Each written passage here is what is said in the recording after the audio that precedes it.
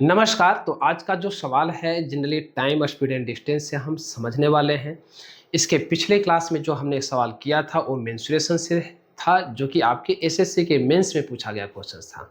आज का जो सवाल है ये आपका रेलवे एनटीपीसी 2025 यानी कि 2025 में जो रेलवे का पेपर हुआ था उसी से उठाया गया सवाल है। आपको पता है कि अभी जो हम लेटेस्ट में जो भी क्वेश्चंस कर रहे हैं ये सारे प्रीवियस ईयर्स क्वेश्चंस ही करेंगे, मतलब PYQ सीरीज है जिसका कि हमने नाम दिया है सिलेक्शन सीरीज।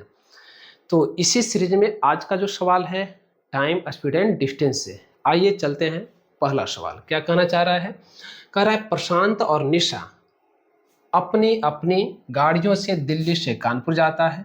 ठीक है, कह रहा है कि Prashant and Nisha have to travel from Delhi to Kanpur in their respective cars, मतलब अपने अपने कार से दिल्ली से कानपुर जाते हैं। आगे कह रहा है कि प्रशांत 117 किलोमीटर प्रति घंटा की रफ्तार से जाता है, जबकि निशा 48 किलोमीटर प्रति घंटा की रफ्तार से जाती है। अगर प्रशांत को कानपुर पहुंचने में 16 घंटे का समय लगता है तो निशा को पहुंचने में कितना समय लगेगा। चलिए समझते हैं। क्वेश्चन आपको समझ में आ गया होगा, मैं यहाँ पर एक्सप्लेन करूंगा और अच्छा समझ में आ जाएगा। जरा सामने देखना ध्यान से, है ना। कह रहा है कि दो व्यक्ति हैं प्रशांत और निशा। प्रशांत और निशा को हम ऐसे कंसिडर कर लेते हैं, प्रशांत को पी से और निशा को निशा ही। चलो, इनका स्पीड, चूंकि एक चीज आपको समझ में आना चाहिए कि दोनों का जो डिस्टेंस है वो कांस्टेंट है। चूंकि जिस डिस्टेंस को दिल्ली से कानपुर प्रशांत ट्रेवल करता है उसी डिस्टेंस को निशा भी ट्रेवल कर रही है। इसका मतलब डिस्टेंस कांस्टेंट हो गया। और आपको पता होना चाहिए कि अगर डिस्टेंस कांस्टेंट होता है, डिस्टेंस अगर कांस्टेंट हो जाए तो इस केस में स्पीड का जो रेशियो होता है यानी कि V1 ratio V2, V1 V2 मतलब velocity of first and velocity of second, speed का जो रेशियो होता है जस्ट अपोजिट रेशियो टाइम का हो जाता है, यानी कि T2 रेशियो T1। मैं एक बार फिर से बता दूं कि अगर डिस्टेंस कांस्टेंट होता है, मतलब दो लोग किसी सेम डिस्टेंस को ट्रेवल करते हैं, तो इस केस में दोनों का जो स्पीड का रेशियो होता है अपोजिट रेशियो टाइम का होता है। इस कॉन्सेप्ट को आपको माइंड में रखना है। अब आपके मन में चल रहा होगा कि सर ये आता कैसे है, तो इसके लिए मैं एक अलग से क्लास यानी कि वीडियो आपको अपलोड कर दूंगा, पर अभी आप इसको समझ लीजिए। क्योंकि आपके पेपर में बस इतना की ही रिक्वायरमेंट है ना। वो कहाँ से आया है इसकी जरूरत तो है नहीं, बस इसको याद रखिएगा। आइए चलते हैं। स्पीड का जरा रेशियो देखो कितना दिया है, 117 रेशियो क्या दिया है 48। तो अगर रेशियो में निकालोगे तो यहाँ से 3 से कट कर दो, 39 3 जा 117 यानी कि 39 रेशियो 16। मतलब दोनों के जो स्पीड का रेशियो है वो 39 रेशियो 16 है। मतलब अगर प्रशांत 39 के स्पीड से चल रहा है तो निशा 16 के स्पीड से चल रही है। आगे कह रहा है कि टाइम का रेशियो, जरा समझना ध्यान से। अब यहाँ से टाइम का रेशियो निकाल लो, है ना। टाइम क्या हो जाएगा, जस्ट अपोजिट 16 रेशियो 39। मतलब अगर प्रशांत को उसी डिस्टेंस को ट्रेवल करने में 16 घंटे का या 16 यूनिट का समय लग रहा होगा तो निशा को 39 यूनिट का समय लगेगा। यूनिट में इसलिए बोल रहा हूँ क्योंकि ये एक्चुअल टाइम नहीं है। अब हम रिलेट करेंगे एक्चुअल से। जरा देखना, प्रशांत को 16 घंटा लगता है। अच्छा, यूनिट वाइज भी हमारा यही आया है, तो हम ऐसे कह सकते हैं, जरा सामने देखो कि 16 यूनिट इक्वल है 16 घंटे का, तो जाहिर सी बात है 39 यूनिट्स 39 आवर्स का, यानी कि ए इज द राइट आंसर। समझ में आ गई बात। तो ऐसे हम इस क्वेश्चन को बना सकते हैं। ये आज का हमारा पहला सवाल था। मुझे ऐसा उम्मीद है कि आपको समझ में आया होगा। चलते हैं क्वेश्चन नंबर 2। चलिए, कह रहा है एक आदमी विशाखापट्टनम से नागपुर 24 किलोमीटर प्रति घंटा की रफ्तार से जाता है और उसी रास्ते से 40 किलोमीटर प्रति घंटा की रफ्तार से विशाखापट्टनम लौट जाता है। चलो ठीक है, पूरी यात्रा की औसत गति किलोमीटर प्रति घंटा में कितना होगा। आइए समझते हैं। कह रहा है एक व्यक्ति है, जरा सामने देखना, ये है विशाखापट्टनम और यहाँ पर हम लोग ले लेते हैं नागपुर, है ना, नागपुर। चलो, एक व्यक्ति विशाखापट्टनम से नागपुर जाता है 24 किलोमीटर पर आवर के स्पीड से, वापस लौटता है 40 किलोमीटर पर आवर के स्पीड से, है ना, 40 किलोमीटर पर आवर के स्पीड से। यहाँ से 24 के स्पीड से जाता है, 40 के स्पीड से वापस आ जाता है। तो पूरी यात्रा की औसत गति आपसे पूछ रहा है कि क्या होगी, पूरी इंटायर जर्नी में उसका एवरेज स्पीड क्या है, ये आपसे पूछ रहा है। जरा सामने देख लेना, सामने। अब आपको फिर से मैं वही बात कहूंगा कि अगर इफ क्या है, speed sorry distance is constant, है ना, इफ डिस्टेंस अगर क्या हो जाए, कांस्टेंट हो जाए, तो इस केस में एवरेज स्पीड का जो फॉर्मूला होता है, एवरेज स्पीड का जो फॉर्मूला होता है 2 × x × y divided by x plus Y. अब आप बोलोगे कि सर ये कहाँ से आ गया, तो फिर वही बात कि इसका अगर डिटेल देखना है तो इसका मैं अलग वीडियो बना दूंगा। जो ये डिटेल जो इसका बेसिक है उसी से निकाला गया एक कॉन्सेप्ट है। समझ में आ गई बात? जरा सामने देखना। हालांकि रेशियो मेथड से भी इस क्वेश्चन को बनाया जा सकता है, पर रेशियो मेथड इस मामले में इसके कंपेरिजन में ज़्यादा टफ हो जाएगा, टाइम टेकन हो जाएगा। और आपको पता है कि अभी जो एसएससी का पेपर यानी सीजीएल का होने वाला है उसमें सेक्शनल टाइमर है, मतलब 15 मिनट में 25 सवाल कर देना है। तो आप फिर रेशियो मेथड उठाएंगे तो फंस जाएंगे इस टाइप के सवाल में। जरा सामने देखना, हम चलते हैं एवरेज स्पीड, है ना, एवरेज स्पीड। यहाँ पर x1 y1 क्या है, स्पीड ही है, तो लिखेंगे 2 कितना है 24 × 40 डिवाइडेड बाई दोनों का सम कर दो 64 आ जाएगा। कट जाएगा 8 से 8 बार में, 8 से 5 बार में, 8 से 3 बार में, है ना, 5 या 15 गुना 30, यानी कि 30 किलोमीटर पर आवर के स्पीड से चल देगा। मतलब ये हुआ कि पूरी यात्रा की जो औसत एवरेज स्पीड रहा होगा वो 30 किलोमीटर पर आवर रहा होगा। समझ में आ गई बात? तो ये आज का हमारा सवाल नंबर 2 था। मुझे उम्मीद है कि ये भी आपको समझ में आया होगा। चलते हैं क्वेश्चन नंबर 3। अच्छा क्वेश्चन है, एक बार ढंग से खुद से पढ़ो, पहले क्वेश्चन एक बार रीड कीजिए, आप देखिए कि आपको समझ में आता है कि नहीं। क्वेश्चन बहुत अच्छा है। चलते हैं सॉल्यूशन, जरा सुनो ध्यान से क्या कहना चाह रहा है। कह रहा है कि a train leave station M at 6:25 AM, मतलब एक ट्रेन ए क्या है स्टेशन एम से सुबह 6:25 में चलती है, ठीक है, और उसी दिन दोपहर 3:25 में स्टेशन एन तक पहुंच जाती है।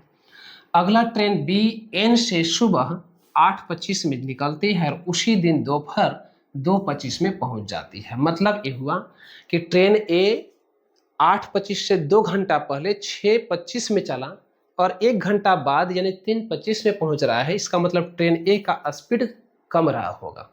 आगे उसी दिन ट्रेन दोपहर में क्या है, ट्रेन बी 8:25 में सुबह में चलता है और दोपहर 2:25 में पहुंच जाता है।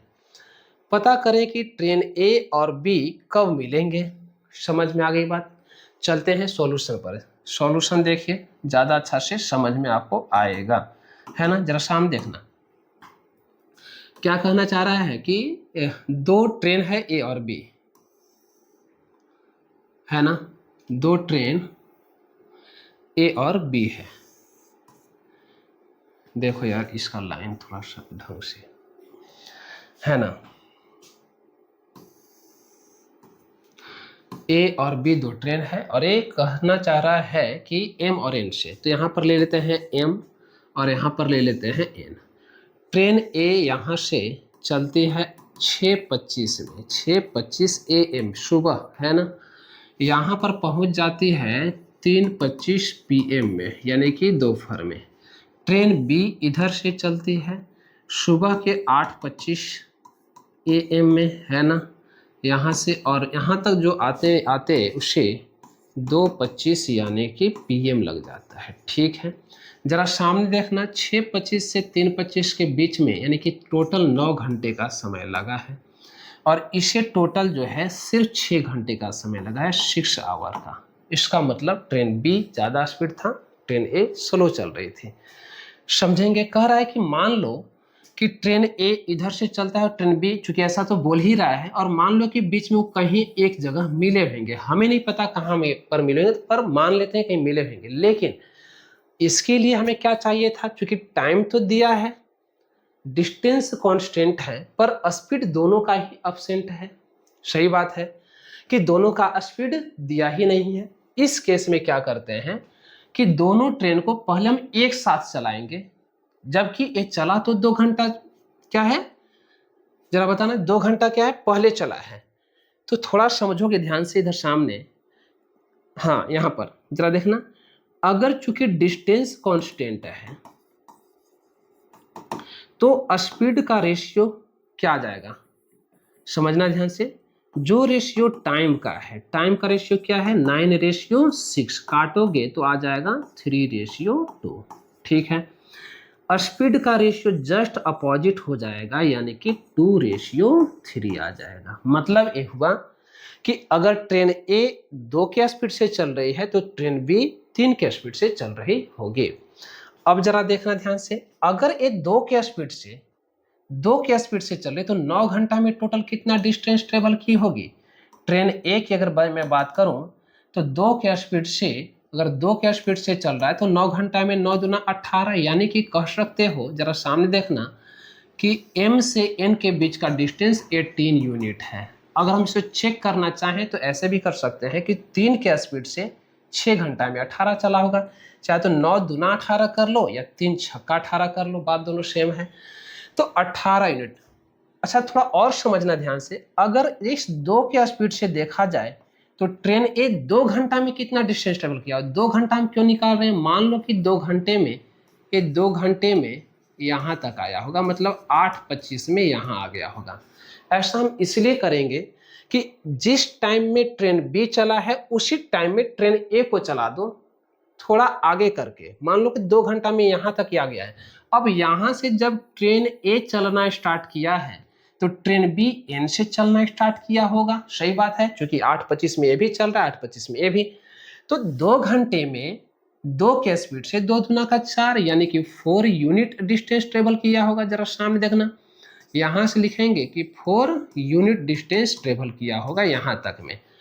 तो टोटल डिस्टेंस जो हमारा यहाँ से लेके यहाँ है 18 यूनिट का है, जिसमें से 4 यूनिट माइनस कर दो। अब जरा सामने यहाँ से लेके यहाँ तक 14 यूनिट डिस्टेंस जो है वो दोनों मिल करके ट्रेवल करते हैं। मतलब ट्रेन ए यहाँ से डिस्टेंस जब ट्रेवल करता है 8:25 में, तो सेम टाइम 8:25 में ट्रेन बी भी चलना स्टार्ट करता है, और इनके बीच का डिस्टेंस जो है कितना है, 14 यूनिट का है।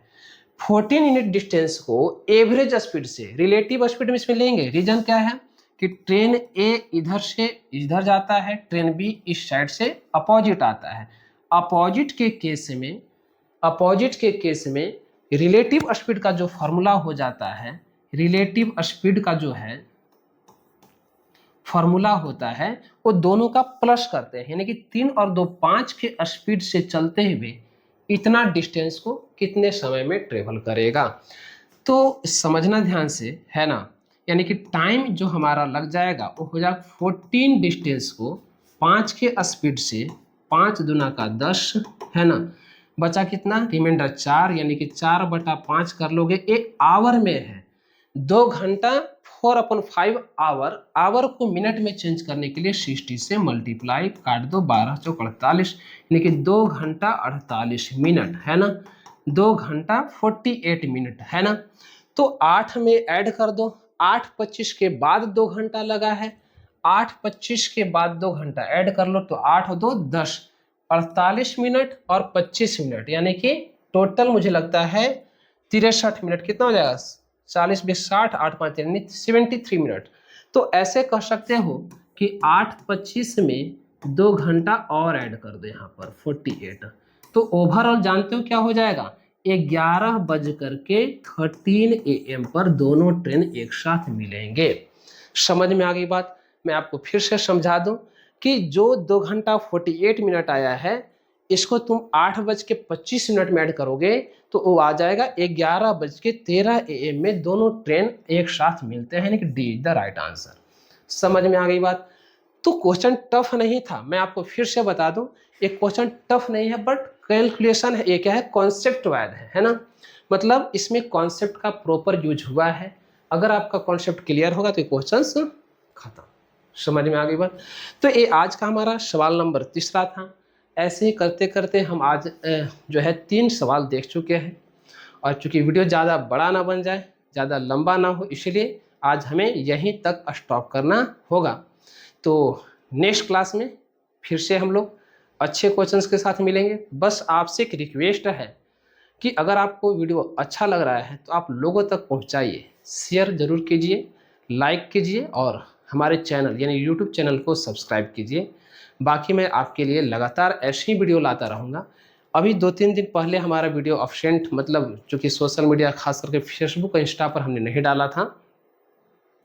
एक्चुअली क्या होता है कि मैं आपको पहले भी बताया हूँ कि हमारा नोएडा में 2 सेंटर चलता है, एक क्लास 6 से लेकर 12th क्लास तक के बच्चों के लिए और एक हमारा कॉम्पिटिटिव के लिए चलता है, यानी कि 6 क्लास से लेकर के नौकरी तक की तैयारी हम करवाते हैं। तो चूँकि 2 सेंटर चलता है तो जाहिर सी बात है उसे मैनेज करना, उसको कंट्रोल करना और बच्चे का चूँकि ऑफलाइन में ज़्यादा रिस्पॉन्सिबिलिटी होती है, ऑनलाइन भी है, पर ऑफलाइन में चूँकि फेस टू फेस बच्चे बैठे हैं तो उनका डाउट होता है, कई तरह की चीज़ें होती हैं, तो टाइम ज़्यादा लगता है, तो कई बार समय का इशू हो जाता है, तो इसलिए हम वीडियो बना नहीं पाते हैं।